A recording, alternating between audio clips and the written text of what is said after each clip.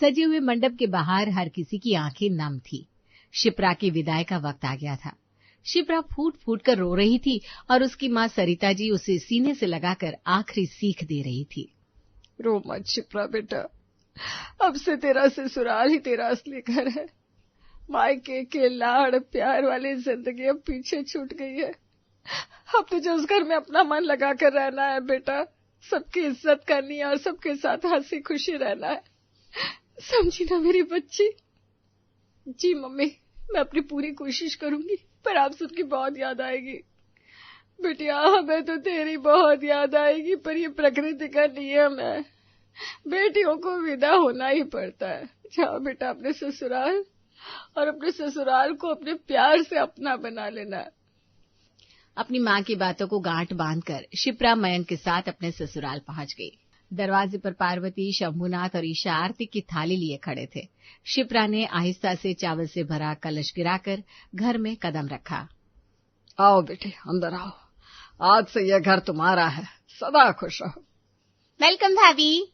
आओ बेटा, बहुत थक गई होगी ना सफर से, और मेरा मयंक भी तो थक गया होगा, और कल से इसे ऑफिस भी जाना है। आखिर पूरे घर की जिम्मेदारी इसी के कंधों पर है। शिप्रा को थोड़ा अजीब लगा कि स्वागत के वक्त अचानक जिम्मेदारी की बात कहां से आ गई, लेकिन वो चुप रही। ईशा जा, शिप्रा को उसके कमरे में ले जा। शिप्रा बेटा आराम कर, हाँ, बाकी बातें कल करेंगे। जी मम्मी जी। शिप्रा सिर हिलाकर ईशा के साथ कमरे की तरफ चली गई। अगली सुबह शिप्रा अपनी पहली रसोई के लिए नहा धोकर एक सुंदर सी साड़ी पहनकर कमरे से बाहर आई। हॉल में पार्वती और ईशा सोफे पर बैठे थे। पास में ही शिप्रा के मायके से आए हुए बैग और कुछ सामान रखे थे। दोनों माँ बेटी बहुत ही धीमी आवाज में एक दूसरे से फुसफुसा रही थी। ईशा जरा ये साड़ी देख तो, मुझे इसका कपड़ा बहुत हल्का लग रहा है, और वो जो डिनर सेट आया है वो तो पक्का सेल वाला है। मैंने भी कुछ दिन पहले ऐसा ही सेम डिनर सेट सेल में देखा था। हाँ मम्मी, और वो जो लिफाफों में शगुन आया है वो भी कुछ कम ही लग रहा है। तभी शिप्रा वहां पहुंच गई। उसे देखते ही पार्वती और ईशा एकदम से चुप हो गई और साड़ी को छुपाने की कोशिश करने लगी। क्या बात हो रही है मम्मी जी, आप लोग मुझे देखते ही चुप क्यों हो गए? अरे नहीं, ऐसा कुछ नहीं है बेटा, हम तो बस यही बात कर रहे थे कि हमारी बहू आज कितनी सुंदर लग रही है। ये साड़ी तुम पर कितनी जच रही है ना ईशा? हाँ भाभी बिल्कुल, आखिर जचेगी क्यों नहीं, मैं खुद पसंद करके लाई थी ये साड़ी आपके लिए। सुंदर लग रही हूँ, पर अभी तो मैंने सुना कुछ शायद डिनर सेट और शगुन की बात हो रही थी। अरे शिप्रा तू भी ना, जा रसोई में जाकर कुछ मीठा बना ले, आज तेरी पहली रसोई है। और हाँ, अगर हम माँ बेटी कुछ बात करें ना तो ज्यादा ध्यान मत दिया कर, हमारी तो आदत है ऐसे गपशप करने की। शिप्रा थोड़ा बुरा फील करते हुए चुपचाप किचन में चली गई। उसे समझ में नहीं आ रहा था कि जो बातें सबके सामने की जा सकती है, उनके लिए ये लोग उसके आते ही चुप क्यों हो जाते हैं। शिप्रा ने सूजी का बहुत शानदार हलवा और नाश्ता बनाया। डाइनिंग टेबल पर मयंक, शंभुनाथ, ईशा और पार्वती बैठे नाश्ता कर रहे थे। शिप्रा भी वहीं खड़ी सबको परोस रही थी। बहुत शिप्रा, हलवा तो बहुत टेस्टी बना है, मजा आ गया। हाँ बहू बहुत बढ़िया है। शिप्रा खुशी से मुस्कुराई और वो भी नाश्ता करने के लिए अपनी कुर्सी पर बैठ गई। तभी पार्वती, मयंक और ईशा के बीच एक बहुत ही अजीब सी इशारों वाली बातचीत शुरू हुई, जो शिप्रा के बिल्कुल ऊपर से जा रही थी। मयंक, वो लाल डिब्बे का क्या हुआ? आज तो बुधवार है ना? हाँ मम्मी, लाल डिब्बे में हरी पत्तियां डाल दी है, पड़ोसी खुश हो जाएंगे। और मम्मी वो छतरी वाला काम, वो तो हो गया ना? अरे उसकी टेंशन मत ले, रेनकोट मंगा लिया है मैंने। शिप्रा का दिमाग सुन्न हो गया। लाल डिब्बा, हरी पत्तियां, छतरी और रेनकोट। बाहर तो कड़कड़ाती धूप निकली थी। उसे ऐसा लगा जैसे वो अपने घर के डाइनिंग टेबल पर नहीं किसी खुफिया एजेंसी की मीटिंग में बैठी हो। मयंक, ये क्या बात चल रही है? कौन सी छतरी? बाहर बारिश आने वाली है क्या? मुझे भी बताओ ना। अरे शिप्रा, तुम नहीं समझोगी, ये हमारे घर की पुरानी बात है, तुम्हारे मतलब की बात नहीं है। तुम अपना नाश्ता करो। शिप्रा का दिल एकदम से बैठ गया। कल तक जिस लड़की के घर में हर बात उससे पूछकर होती थी, आज उसे एक ही दिन में तुम्हारे मतलब की बात नहीं कहकर दरकिनार कर दिया गया था। उसे इस नई फैमिली में बहुत अकेलापन और बेगानापन महसूस होने लगा था। दिन बीतते गए। शिप्रा धीरे धीरे ससुराल के काम तो सीख रही थी, लेकिन इस घर की राजनीति और तानों की भाषा समझना उसके लिए अभी भी बहुत मुश्किल था। पार्वती को जब भी शिप्रा को कोई ताना मारना होता वो सीधे कुछ ना कहकर शर्मा जी की बहू के नाम का इस्तेमाल करती थी। एक दिन दोपहर में सब हॉल में बैठे थे। पता है ईशा, वो पड़ोस वाले शर्मा जी की बहू को ढंग से सब्जी में नमक डालना भी नहीं आता, और तो और महारानी सुबह देर तक सोती रहती है। मायके वालों ने कुछ सिखा कर ही नहीं भेजा। आज सुबह ही शिप्रा की आंख खुलने में थोड़ी देर हो गई थी, इसलिए पार्वती उसे इनडायरेक्टली सुना रही थी। पर शिप्रा इतनी ना समझती, उसे लगा सच में शर्मा जी की बहू की ही बुराई हो रही है। हाय हाय, सच में मम्मी जी, ये तो बहुत गलत बात है। शर्मा जी की बहू को समझना चाहिए ना, ससुराल में से देर तक सोना अच्छी बात नहीं है। कम से कम सुबह जल्दी उठकर काम तो संभालना ही चाहिए। अपनी ही बुराई पर शिप्रा को ऐसे ज्ञान देते देख पार्वती अपना सर पकड़ कर रह गई। उसे समझ में नहीं आया कि वो गुस्सा करे या अपना माथा पीट ले। ओहो भाभी, आप ना बहुत ना समझो, सच में आपको कुछ समझ में नहीं आता। क्यों, मैंने क्या गलत कह दिया? मुझे क्या लेना देना शर्मा जी की बहू से, जैसी भी हो। मम्मी जी उसकी बुराई कर रही थी तो मैंने भी बस कह दिया। और शर्मा जी की बहू को तो एक दिन जाकर समझाना चाहिए मम्मी जी को। शिप्रा की ये मासूमियत देखकर ईशा बस मुस्कुराकर रह गई। शिप्रा को अभी तक ये अंदाजा ही नहीं था कि इस घर में शर्मा जी की बहू कोई और नहीं बल्कि वो खुद ही थी। ऐसे ही एक दिन शाम को मयंक ऑफिस से घर लौटा। सब लोग साथ में बैठकर चाय पी रहे थे।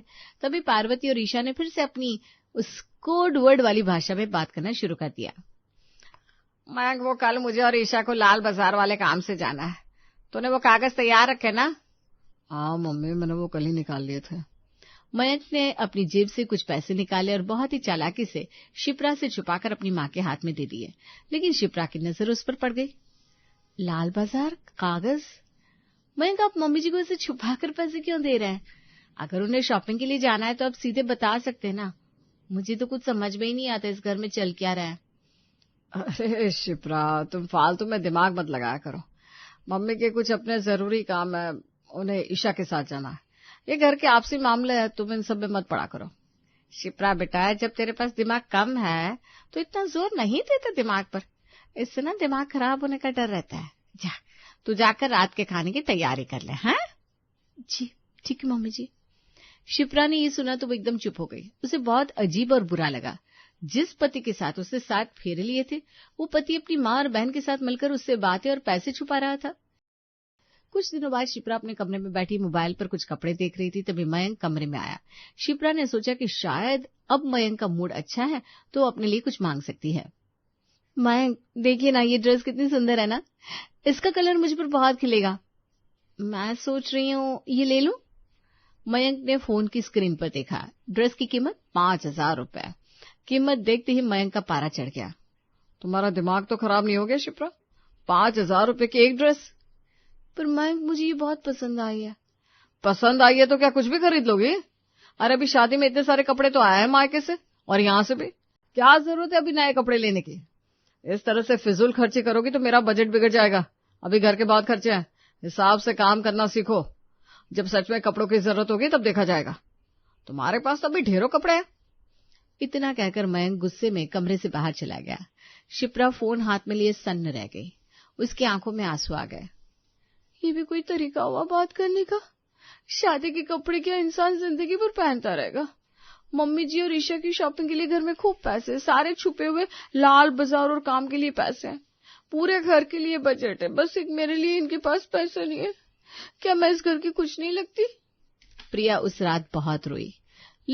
लेकिन उस रोने के साथ ही उसके अंदर की वो ना समझ लाडली अब धीरे धीरे दुनियादारी और ससुराल के रंग ढंग को समझने लगी थी। उसे समझ में आ रहा था कि इस घर में अपनी जगह बनाने के लिए उसे बदलना ही पड़ेगा। समय कभी एक सा नहीं रहता। जो शिप्रा 8 साल पहले हर बात पर रो दिया करती थी, आज वो इस घर की सबसे मजबूत कड़ी बन चुकी थी। इन 8 सालों में बहुत कुछ बदल गया था। शिप्रा अब एक 6 साल के बेटे आरव की माँ थी। अब वो कोई ना समझ नहीं बल्कि एक बेहद समझदार और प्रैक्टिकल औरत बन चुकी थी, जिसे घर चलाने से लेकर रिश्तों को संभालने तक हर चीज का पूरा तजुर्बा हो चुका था। एक दिन शिप्रा डस्टिंग कर रही थी, तभी आरव दौड़ता हुआ उसके पास आया।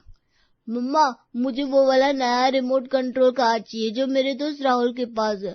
प्लीज मम्मा, मुझे भी दिला दो ना। मेरा प्यारा बेटा आरव, अभी तो पिछले महीने ही पापा ने तुम्हें नई कार दिलाई थी ना। अगर हम हर बार नई चीज की जिद करेंगे तो फिर अच्छे बच्चे कैसे कहलाएंगे? अभी तुम पुरानी कार से खेलो, मैं शाम को तुम्हारे लिए तुम्हारे फेवरेट चोको चिप कुकीज बना दूंगी, प्रॉमिस। ये ठीक है मम्मा, आप कुकीज बना देना पक्के से। हाँ बेटा बना दूंगी। अब जाओ जाकर अपना होमवर्क फिनिश करो, मैं अभी काम खत्म करके आती हूँ। शिप्रा ने मुस्कुराते हुए आरव के बाल संवारे। वो जानती थी बच्चों को कब और कैसे हैंडल करना है, पर तभी पीछे से पार्वती आई, जिनकी आदतें 8 सालों में भी नहीं बदली थी। पार्वती ने आरव और शिप्रा की बात सुन ली थी। हमेशा की तरह सीधे कुछ कहने के बजाय उन्होंने फिर से अपने पुराने तरीके यानी कि इनडायरेक्ट तानों का सहारा लिया। भगवान, आजकल की बहुओं का तो कुछ समझ में नहीं आता। वो मोहल्ले में जो शर्मा जी की बहू है ना, वो तो अपने बच्चे को एकदम सिर पर चढ़ा कर रखती है। जब देखो कुछ ना कुछ फरमाइशें पूरी करती रहती है। बच्चों को ऐसी आदत डालनी नहीं चाहिए, वरना कल को बिगड़ जाते। मैं तो बाबा उसे समझा कर आ गई। 8 साल पहले वाली शिप्रा होती तो शायद फिर से शर्मा जी की बहू की बुराई में हाँ मिलाने लगती, लेकिन आज की शिप्रा बहुत अलग थी। उसने अपना काम छोड़ा, मुड़कर सीधे अपनी सास की आंखों में देखा और एक बहुत ही शांत लेकिन कड़क आवाज में बोली, मम्मी जी, अब आप मुझे वो 8 साल पहले वाली ना समझ शिप्रा मत समझिएगा। मुझे सब समझ में आता है कि आप क्या बोल रही हैं, किसके लिए बोल रही हैं। क्या मतलब ये कि मम्मी जी, ये जो आप बार बार मोहल्ले वाली शर्मा जी की बहू का नाम लेकर ताने मारती है ना, वो असल में मैं ही हूँ। आप सीधे सीधे मुझे ही सुना रही है। और जहां तक आरव की बात है तो मैंने उसे कार दिलाने से मना कर दिया है। मुझे पता है अपने बच्चे को क्या आदत देनी है क्या नहीं। पार्वती तो हक्की बक्की रह गई। उन्होंने सपने में भी नहीं सोचा था कि जो बहू 8 साल तक उनके तानों पर हाँ में हाँ मिलाती थी, वो आज उन्हें ऐसे आईना दिखा देगी। अरे नहीं बेटा, ऐसी बात नहीं है। मैं तो बस तुझे एक बात बता रही थी, और हाँ, अगर इससे तुझे कुछ समझ आता है तो समझ ले भाई, मैं तो सबके अच्छे के लिए बोलती हूँ, मेरा क्या है। पार्वती मुंह बनाते हुए वहां से खिसक गई। शिप्रा के चेहरे पर एक मुस्कान थी। अब इस घर में कोई उसे बेवकूफ नहीं बना सकता था। उसी दिन दोपहर में ईशा अपने मायके रहने आई हुई थी। पार्वती और ईशा अपने कमरे में बैठकर कुछ प्लानिंग कर रही थी। दोनों को लगा शिप्रा किचन में है, तो उन्होंने फिर से अपनी पुरानी कोड वर्ड वाली भाषा शुरू कर दी। ईशा, वो जो सफेद डिब्बे में चांदी के सिक्के रखे थे, वो तूने गुलाबी बैग में डाल दिए ना? हाँ मम्मी, मैंने डाल दिए। बस चिड़िया के आने से पहले हम उसे उड़ा देंगे, किसी को कानो कान खबर नहीं होगी। तभी कमरे का दरवाजा खुलता है। शिप्रा हाथ में चाय की ट्रे लिए कमरे के अंदर आती है और मुस्कुराते हुए दोनों को देखती है। मम्मी जी, अगर आप उस सफेद डिब्बे यानी आपकी पुरानी अलमारी के लॉकर की बात कर रही हैं, और चांदी के सिक्के यानी कि वो 10,000 रुपये जो आपने पिछले महीने मयंक से छुपा कर रखे थे, तो वो मैंने आपके उस गुलाबी बैग से निकाल कर सीधा आपके अकाउंट में जमा करवा दिए हैं। क्या? हाँ ईशा, घर में इतने पैसे कैश रखना सेफ नहीं है ना। और रही बात चिड़िया यानी मेरी, तो इस चिड़िया को अब आपके सारे कोडवर्ड समझ में आने लगे हैं। इसलिए आगे से कोई भी काम हो ना, तो मुझे सीधे बता दिया कीजिए, पहेलियां बुझाने की जरूरत नहीं पड़ेगी। शिप्रा बहुत ही शान से चाय की ट्रे टेबल पर रखती है और मुस्कुराते हुए कमरे से बाहर निकल जाती है। पार्वती और ईशा दोनों एक दूसरे की शक्ल देखते रह जाते हैं। उन्हें यकीन ही नहीं हो रहा था कि जिस बहू को वो सालों से अपनी खुफिया बातों से चकमा दे रही थी, आज उसने उनके सारे कोड वर्ड्स ऐसे क्रैक कर दिए जैसे वो कोई जासूस हो। ससुराल की ये पीच अब पूरी तरह से शिप्रा के कंट्रोल में थी। कुछ दिन बाद आरव का 6ठा जन्मदिन आने वाला था। आरव की जिद पर मयंक और शिप्रा उसे लेकर शॉपिंग मॉल गए। आरव के लिए कपड़े और खिलौने लेने के बाद तीनों मॉल में ही आगे बढ़ रहे थे।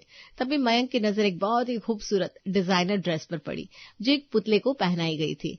मयंक अचानक रुक गया और शिप्रा को आवाज दी, शिप्रा, जरा इधर आना। देखो ये ड्रेस कितनी सुंदर है ना? सुंदर तो है, कलर भी बहुत प्यारा है। तुम ये ट्राई करके देखो ना, ये पहनोगी तो तुम्हारे ऊपर खूब जचेगी। और वैसे भी अब तुम्हारे पास उतने नए कपड़े भी नहीं रहे, शादी के वक्त वाले कपड़े भी पुराने हो गए। आरव के बर्थडे में तुम्हारे पहनने के लिए हम ये ड्रेस ले सकते हैं। शिप्रा को मयंक की ये बात सुनकर 8 साल पुरानी वो घटना याद आ गई, जब उसने ऐसी ही एक ड्रेस लेने की बात कही थी और मयंक ने उसे बुरी तरह डांट दिया था कि उसका बजट बिगड़ जाएगा।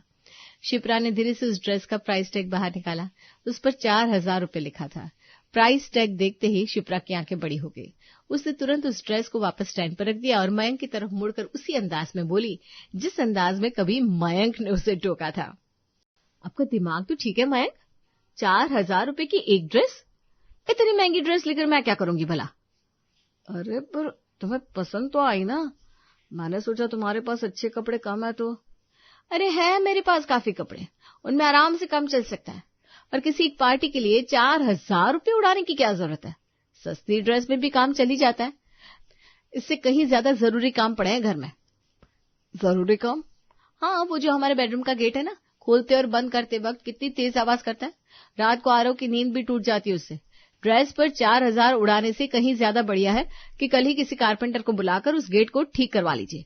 और थोड़े पैसे आरव की स्कूल फीस के लिए भी तो बचाने हैं। चलिए अब। इतना कहकर शिप्रा ने आरव का हाथ पकड़ा और उसे लेकर आगे बढ़ गई। मयंक वहीं खड़ा अपनी पत्नी को आगे जाते हुए देखता रहा।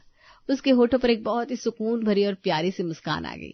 उसे याद आ रहा था कैसे 8 साल पहले ये वही शिप्रा थी जो एक एक पैसे का हिसाब मांगने पर रो पड़ती और मायके की हर चीज से तुलना करती थी। और आज वही शिप्रा इस घर की सबसे मजबूत ढाल बन चुकी थी, जिसे अपने शौक से ज्यादा घर के दरवाजे और बेटे के भविष्य की फिक्र थी। आखिरकार लाडली समझ ही गई कि अपना ससुराल और अपना घर कैसे चलाया जाता है। सही कहा है किसी ने कि वक्त सब कुछ बदल देता है। मयंक भी मुस्कुराता हुआ शिप्रा और आरव के पीछे पीछे चल दिया। आज शिप्रा सिर्फ एक पत्नी या बहू नहीं थी, वो उस घर की मालकिन थी जिसने अपने प्यार, समझदारी और समय के साथ पूरे परिवार को अपना बना लिया था।